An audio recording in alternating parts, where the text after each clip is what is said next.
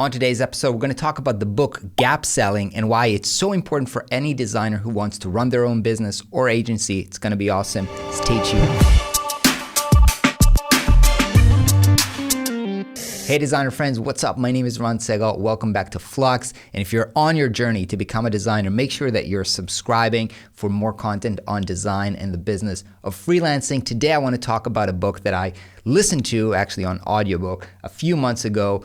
It's called The Gap Selling by Keenan, and I think this book is so good that every designer should actually read it, because this is a book, if you're anything like me, you hate the concept of selling, right? You feel like it's pushy, you feel like you have to sell, and try to, ask people for something maybe that they don't need to buy right now. And this book completely flips the script and helps you sell by actually helping your clients understand their problems and position yourself as an expert who provides value to them. Now, this is, I think, game changer. So here's basically the premise of the book. The premise of the book is this: nobody buys anything unless they have a problem worth solving, right? And they want to change. But the thing is, most people, they don't really know what their problem is, and they don't really, a lot of times, know that this is a problem worth solving. So the example that he gives in the book is that imagine that you have a headache, right? And if you go to the pharmacy and you tell them, I have a headache, they might give you a headache pill like an Advil or something like this, and perhaps that will solve your headache temporarily. But imagine the case that you have a brain tumor, right? And you go to the pharmacy, you tell them I have a headache, they'll give you a pill. It might solve, your headache temporarily, maybe not, but it's not going to solve the deep problem which you need to fix if you have a tumor, right? And so if you would go to a doctor, like a professional expert doctor, and you tell them that they have a headache, before they will prescribe you a pill or anything, they would start diagnosing you. They would start asking you more questions. They would start running some tests on you. And eventually, if they find out that you have a tumor, for example, they will suggest a completely different treatment because they understand what the core problem is, right? And obviously, if they can explain to you, here's the situation, you have this tumor, and if you don't solve this within 6 months, you are in a very, very big problem. Once they help you understand what the real problem is, then you're more likely to take action on the right solution and actually solve your problem.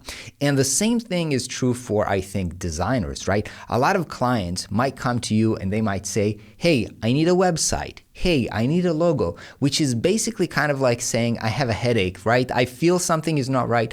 I think I need something to solve this, but they don't really know a lot of the times what's the actually underlying problem that drives this need for a website or for a logo. What is this? Is it people are not able to purchase? Are people not trusting you enough to purchase? Do people do not understand how to purchase?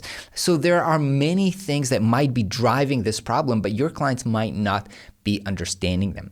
So the way to really diagnose and understand the problem is by doing a process which is called discovery. Now, I think if you're here a designer on YouTube, you might have heard about the concept of discovery, which is something that you actually do before you sign on the client, right? This is in the first engagement. They're calling you up and then they're telling you something like, I need a website. And then you start a process that's called discovery, which is basically asking them a lot of questions and trying to figure out why they need this website, what drives it, what needs to be on this website, how are they working right now, what do they hope will change with this new website. And then you're trying to understand what the core problem is that they're trying to solve and where they're trying to get to it.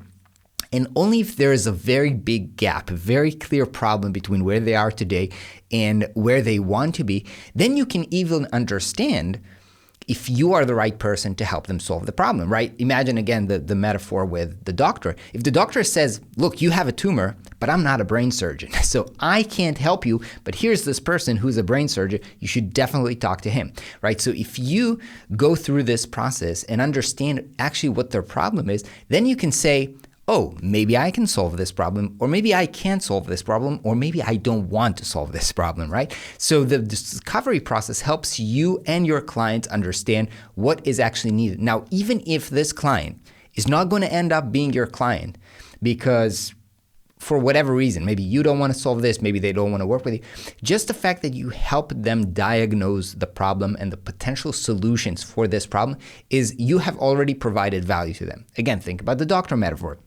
The fact that you went to the doctor and the doctor told you, you have a tumor, That in itself is valuable because it's telling you something that you didn't know about your own situation. So just the fact that the doctor diagnosed you provided you some value. You don't have to pay for the surgery. That's your own decision. But the fact that they told you what the situation is and where you are and what the implications are, that was actually valuable in itself. And the fact that the doctor diagnosed you, that established trust with the doctor because you understand that this doctor knows what they're talking about. So the same is true for you as a designer. When you help your clients diagnose their problem, what their core problem is right now and what are some of the potential solutions, then the potential client sees you as the expert who can help them, and they are way more likely to say, all right, you look like a pro, you understand the problem, I want to hire you to help me solve that problem. And then you don't have to push yourself, right? They understand their situation, they understand the implication of not taking action on this problem, and then they're more likely to take action on it. So I highly recommend this book. As I said, I listened to it on audiobook. It's read by Keenan, the author, and he's a good narrator, so I like these types of audiobooks. I think if you haven't seen, there's another video which we'll try to link, which I think I called it like all the problems that web designers solve, which I broke down all the literal problems that might be when people are asking you to build a website. And this list was based on an idea or an exercise from this actual book, because in the book, basically Keenan recommends that you basically list down all of the potential problems that your potential clients might have when they're coming to you and that you know how to solve, and that will help you have the proper dialogue with them. So if you haven't watched that video, go check it out and definitely check this book. I'll be doing some more book recommendations because I've been reading a lot lately. So make sure that you are subscribed and liking this video for more videos like this, and I will see you on the next video. Peace out.